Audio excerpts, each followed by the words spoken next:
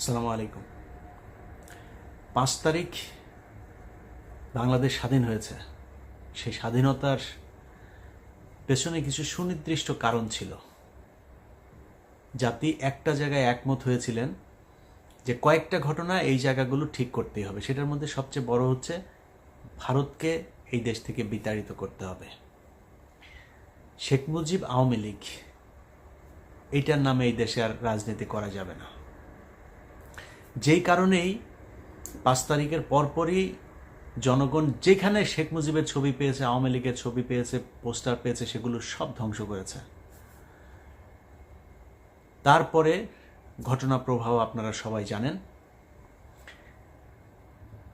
সবার আগে শুরু করেছেন বিএনপির মহাসচিব মির্জা ফখরুল ইসলাম আলমগীর। তিনি বললেন তার হৃদয়ে রক্তক্ষরণ হয়েছে শেখ মুজিবের এই ছবি দেখা নিয়ে। তারপর আমার একসময়ের খুব প্রিয় একজন আপা ছিলেন রুমিন ফারহানা। এই প্রিয় আপা তিনি বললেন যে ছাত্রলীগকে নিষিদ্ধ করার এই সরকার কে। এরপরে এসে 2 দিন আগে রুহুল কবির রিজভী বলে ফেললেন শেখ মুজিবের এই ছবি এখান থেকে সরানো হোক, এটা আমরা চাই না। এগুলোর পেছনে কি কারণ সেটা বাংলাদেশের মানুষ পরে জানবে বা পরে জানানো হবে।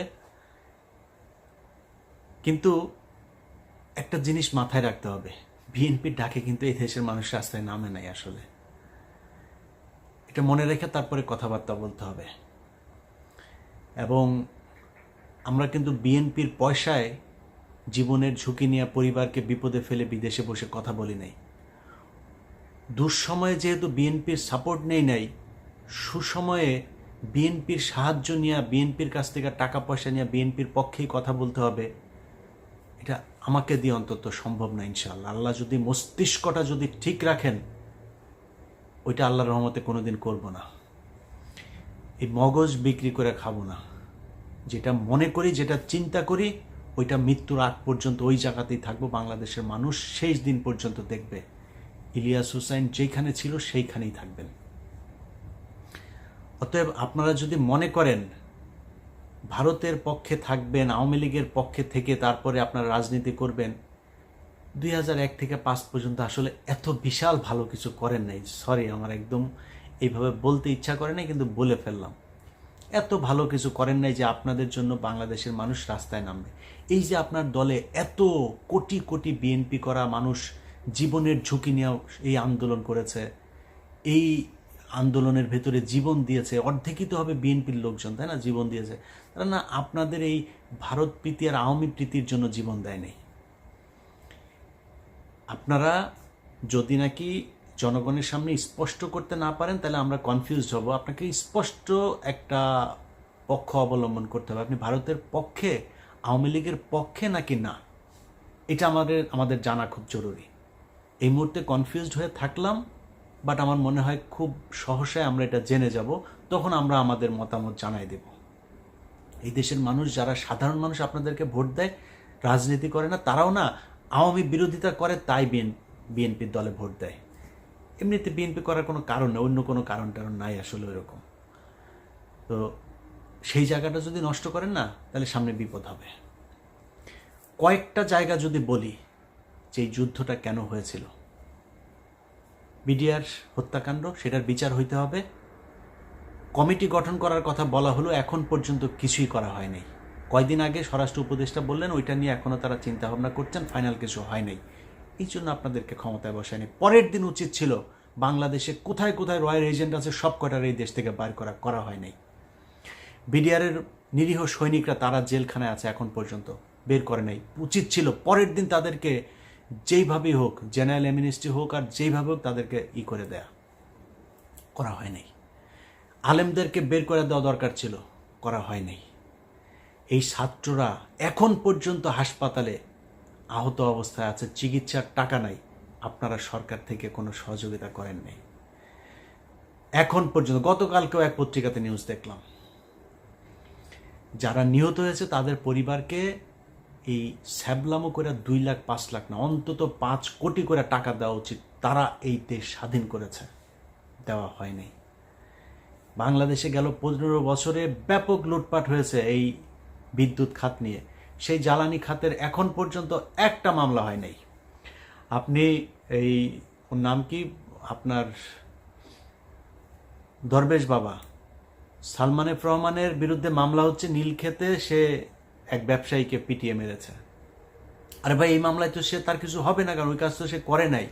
সে যেটা করেছে সেইটা দিয়ে 500 বছর তাকে জেলখানে আটকে রাখা সম্ভব, 500 বার তার ফাঁসি হইতে পারে। তার সে হত্যা করেছে এই দেশে মানুষ। কাকে করেছে জানেন?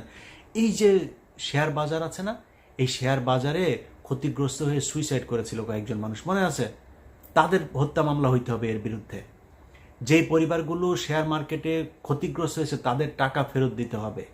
তার সব প্রপার্টি বিক্রি করে নিলামে তুলে তারপরে সেই পরিবারগুলোর কাছে টাকা ফেরত দিতে, যেই ব্যাংকের টাকা আত্মসাৎ করেছে সেই ব্যাংকের টাকা ফেরত দিতে হবে। হচ্ছে কিছুই হচ্ছে না। শুনেছেন এখন পর্যন্ত? এই যে বিদ্যুৎ খাতের মিটার আপনার ডিজিটালাইজেশনের মাধ্যমে, প্রিপেড মিটারের মাধ্যমে যে কয় ইউনিট খরচ হচ্ছে কোনো কিছু জানা নাই, যা মন চাচ্ছে কাটে নিচ্ছে। সে মিটারের ব্যাপারে কোনো ব্যাপার হয়েছে এখন পর্যন্ত? কিছু করা হয়েছে? করা হয়নি। প্রবাসী লাউঞ্জ তৈরি করছে। আরে ভাই, পাছার চামড়া লাল হয়ে যায় বাইরে কাজ করতে করতে। 10 বছর 15 বছর বউ পোলাপান থুয়া মধ্যপ্রাচ্যে মানুষ বিদেশ খাটে, তার 5 মিনিট এয়ারপোর্টে যায় না, তার বসতে ইচ্ছা করে না। কখন সে পরিবারের কাছে যাবে তার ওই চিন্তা। আপনি এই বালের ভিআইপি লাউঞ্জ টাউন্স, প্রবাসী লাউঞ্জ টাউন্স করে তো লাভ নাই।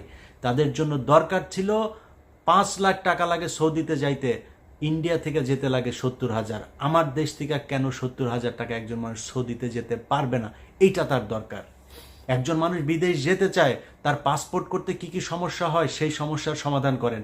তার বিদেশ যেতে লোন দরকার, যেটা শ্রীলঙ্কা, নেপাল এইসব দেশগুলো করে, তার লোনের ব্যবস্থা করেন, বিদেশ পাঠানোর ব্যবস্থা করেন, মানুষ কাজ করে আপনাকে টাকা দিবে। এই প্রবাসীদের ব্যাপক অবদান আছে, সেই মানুষগুলির পাশে আপনারা এখন পর্যন্ত দাঁড়াইতে পারেন নাই। অতএব বটম লাইন হচ্ছে, এই সরকার একটা ব্যর্থ সরকার, কিচ্ছু করতে পারেন নাই।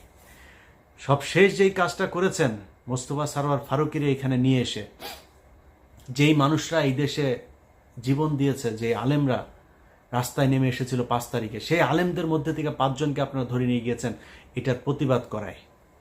মোস্তফা সরওয়ার ফারুকীর সংস্কৃতি মন্ত্রণালয় এখন এত কিছু করার এত প্রয়োজন পড়ে নাই।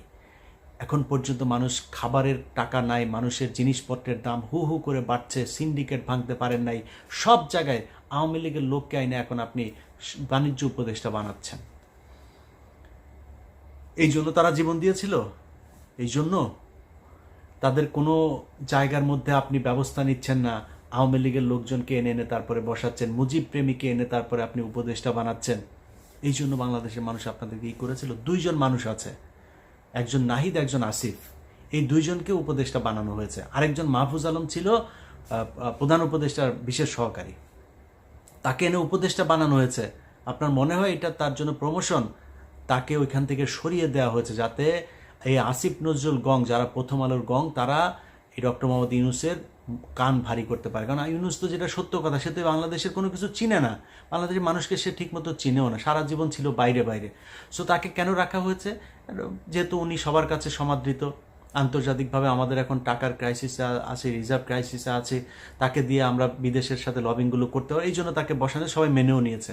কিন্তু তাকে দিয়ে এখন যে এই যে প্রথম আলো সহ বিভিন্ন জায়গার এই যে যারা প্রোডাক্ট, এই প্রোডাক্টগুলোকে বসানো হচ্ছে। আপনি দেখেন ডেইলি স্টারের এই যে সাবেক ডেইলি স্টারের প্রোডাক্ট আকবর হোসেন বিবিসির, তাকে বানানো হয়েছে লন্ডনের প্রেস মিনিস্টার। ওয়াশিংটনের বানানো হয়েছে গোলাম মর্তুজা। এই গোলাম মর্তুজার কথা ভুলে গিয়েছি আমরা। 2018 সালে নির্বাচন পর্যন্ত সে যেইভাবে ন্যাকেডভাবে ন্যাংটা হইয়া তারপরে আওয়ামী লীগের পক্ষপাতিত্ব করেছিল, 18 নির্বাচনের পরে সে চুপ। তাকে সুশীল বানায় এনে বসানো হইলো কোথায়? ডেইলি স্টারে। সে আওয়ামী লীগের বিরুদ্ধে কথা বলে, এগুলো আমরা বুঝি না? এগুলো রয়ের প্ল্যান বি এর অংশ। তাদেরকে এখন এই জায়গায় নিয়ে বসানো হচ্ছে।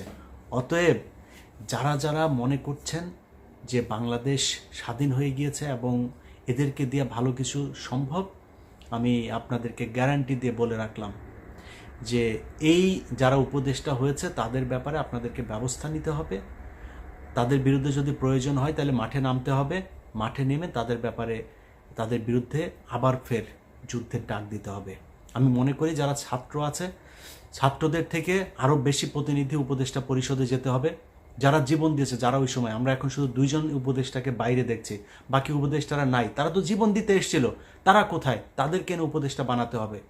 ডক্টর কনক সারোয়ার, পিনাকি ভট্টাচার্য, তাদেরকে উপদেষ্টা বানাইতে হবে। মানে আমার নামটা আমি বললাম না, কারণ হয়েছে যে আপনারা আবার মনে করেন না যে আমারটা মানে আমি হইতে চাই এই জন্য আমারটা আবার আরেকজন বলবে, এই জন্য না, আমারটা বলে রাখি।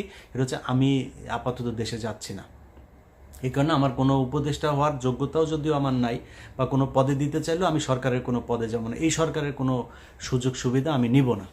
সো আমি যাচ্ছি না আর কি। যে কারণে আমার মনে হয় এই মুহূর্তে একজন মানুষ আছে, আসিফ মাহতাব থেকে শুরু করে এই ডক্টর কনক সারোয়ার, পিনাকি ভট্টাচার্য সহ যারা ওই সংগ্রামে সরাসরি সরকারের বিরোধিতা করেছে, যারা জীবন বাজি রেখেছে, নিজেকে বিপদে ফেলেছে, তাদেরকে উপদেষ্টা পরিষদে আনতে হবে। আর এই বুইরা খাটাসের বাচ্চাগুলো যেগুলো আছে এখন উপদেষ্টা, এদের মধ্যে কেউ কেউ যদি জ্ঞানী থাকে বা আমলা টামলা তো কিছু লাগবে, ওদেরকে পরামর্শক হিসাবে রাখা যাইতে পারে।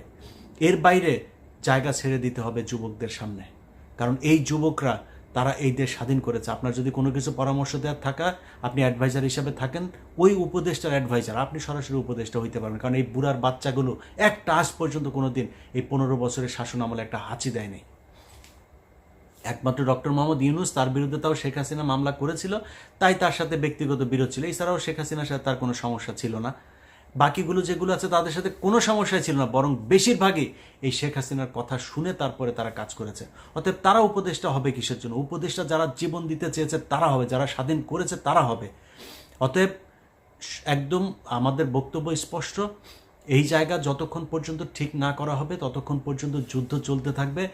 এবং গত এই 2-3 দিনের যে অবস্থা, তাতে প্রকাশ্যে বলে রাখলাম, আমরা এখন থেকে আবারও বিপ্লবী। এই সরকারের কোনো কাজে কোনো ধরনের সহযোগিতা আমরা করতে চাই না, আমরা সব কিছুতে তাদের বিরোধিতা করতে চাই, যতক্ষণ পর্যন্ত না এই উপদেষ্টা ফারুকী, বশির সহ যারা আওয়ামী লেসপেন্সার যারা আছে তাদেরকে বাদ দিতে হবে, এবং ছাত্রদেরকে ডক্টর কনক সারোয়ার, পিনাকি সহ ছাত্রদের থেকে কয়েকজন প্রতিনিধিকে সেখানে নিতে হবে, এবং মাহফুজ আলমকে আবার ফের প্রধানমন্ত্রী বিশেষ সহকারী হিসেবেই নিতে হবে, এবং নাহিদ এবং আসিফ তাদেরকে আরও ক্ষমতা দিতে হবে, তারা যেন সংখ্যা লঘু হয়ে না থাকে।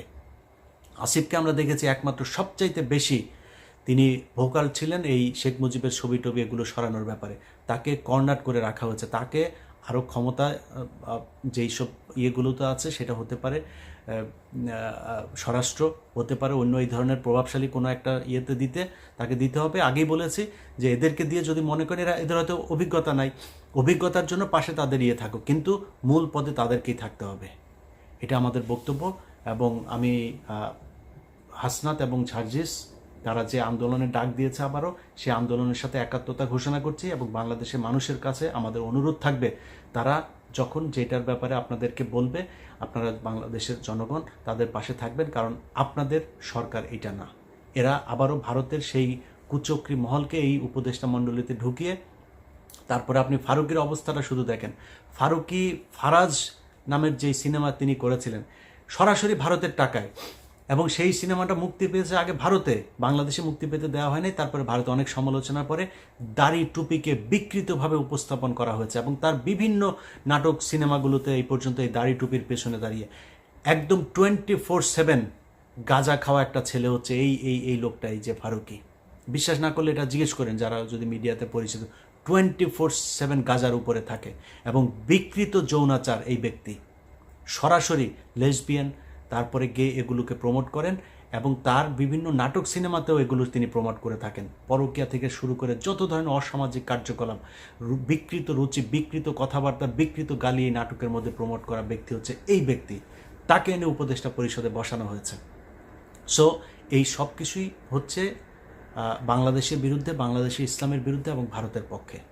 তবে আপনাদেরকে এই যুদ্ধে, যেটা আগেও আমরা জানি যে স্বাধীনতা অর্জনের চেয়ে রক্ষা করা কঠিন, আমার মনে হয় রক্ষা করার সেই কঠিন যুদ্ধটাতে আপনাদেরকে প্রস্তুত থাকতে হবে।